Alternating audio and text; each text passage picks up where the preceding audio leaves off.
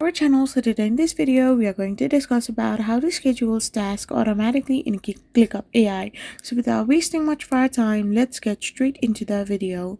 So if you want to schedule tasks automatically in ClickUp AI, then all you gotta do is simply use its built-in AI features like AI time blocking in the planner for suggested slots. So all you gotta do is simply go and tap open ClickUp AI.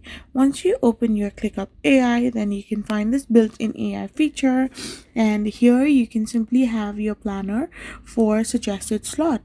You can simply set up your recurring task or leverage your AI agents for advanced automations. So for project-wide schedules, you can use dependencies with task duration to autofill dates across tasks. So you can enable your AI time blocking, review your suggestions, confirm or skip or auto adjust it, and you can simply set up your recurring task.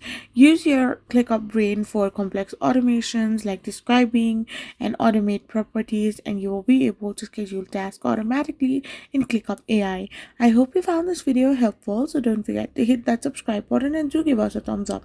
We will be back again with more informative videos. Thank you for watching and stay tuned for our next video.